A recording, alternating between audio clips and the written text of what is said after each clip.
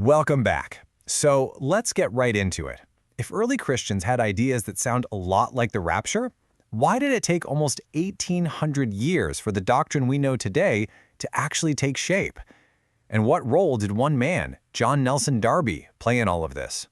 Turns out, he changed everything. All right, so this is a really fascinating historical puzzle, right? When you look back at ancient church writings, you can find little hints, language that talks about believers being caught away. So what gives? Why did these ideas just float around for centuries, never really coming together into the formal doctrine we recognize today? Well, to really get an answer, we have to look at what people were talking about, and maybe even more importantly, what they weren't talking about for, most of church history. And here's the thing. The raw materials were absolutely there. You had early writers like Irenaeus talking about the church being suddenly caught up. You had others describing believers being gathered before the tribulation. So the individual ideas, the ingredients, if you will, were on the table. But that's all they were, isolated ideas, not a connected system. They never really came together to form the pre-tribulation rapture doctrine we know today. So why not? Well, it turns out there were two huge historical shifts that basically put this whole conversation on pause for more than 1,000 years. Okay, let's break down these two massive shifts in thinking. They totally changed the direction of the conversation and pushed these kinds of specific end times questions way onto the back burner. So the first big change was all about the millennium. You know, that 1,000-year reign of Christ that's mentioned in the book of Revelation. Now, a lot of the early church fathers were what we'd call premillennial. They expected a literal future kingdom right here on earth. But over time, that view started to fall out of favor. The real turning point came with one of the most influential thinkers in Western history, Augustine. He made the case that the millennium wasn't some literal future kingdom, but was actually symbolic of the current church age. This view is called amillennialism, and it pretty much became the dominant perspective for centuries to come. And you can see how that changes things, right? If the millennium is happening now, symbolically, then that urgent need to map out a super detailed literal future timeline with a tribulation and a specific rapture event, it just kind of fades away. Those questions just weren't at the top of the list for the medieval church. Now, the second shift was just as crucial, and this one is all about how people were actually reading prophetic books like Daniel and Revelation. You see, for hundreds of years, the most common way to read these books was with what's called a historicist view. People saw prophecy as a symbolic map of all of church history, from the past right up to their present.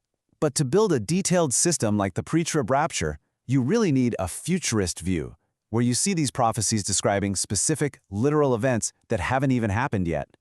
So you see the issue here? The puzzle pieces were all there on the table. This idea of a catching away, a future tribulation, a coming kingdom, but the instruction manual, the framework you'd need to actually assemble them into the picture we recognize today, it just didn't exist yet. Well, not until the 1800s anyway. And this is where the key figure in our story walks onto the stage. We're talking about a 19th century teacher named John Nelson Darby, who was part of a group called the Plymouth Brethren. Now, Darby didn't invent the individual parts, but you could say he created the blueprint.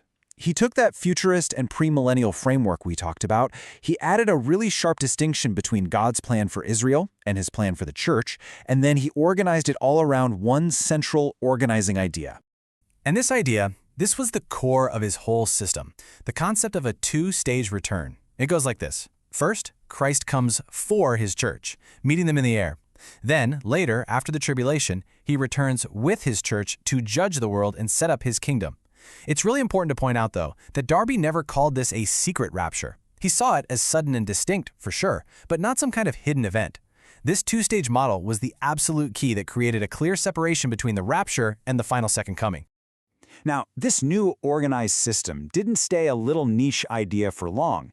It was almost perfectly packaged to spread, and it found incredibly fertile ground, especially over in North America. And I mean, just look at how quickly things took off. The system gets put together in the 1830s, and by the early 1900s, it's already on its way to becoming a mainstream belief in a lot of evangelical circles. And the reason for that speed was that it was spread through some new and really powerful channels.